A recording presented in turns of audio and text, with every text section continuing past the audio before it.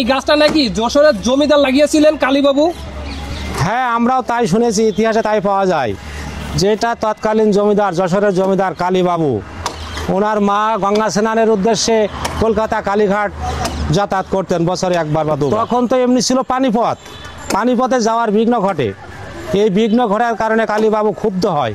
ক্ষুব্ধ হয়ে উনি তখন নবাব শেরশাহর আমল, শেরশাহর কাছে আবেদন করেন স্থলপথের জন্য। তখন এখান থেকে স্থলপথ তৈরি হয়। তখন ছিল 1840 সাল। 40 সালে রাস্তার উদ্ভব হয়। 1842 সালে রাস্তার কাজ শেষ হয়, রাস্তা চালু হয়।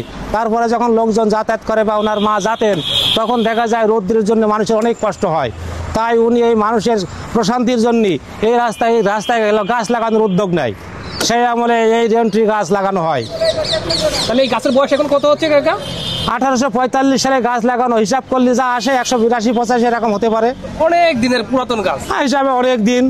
কাকা এই গাছটা কাটা হচ্ছে মূলত পড়ে গেছিল না? আমি গাছটা পড়ে গেছে।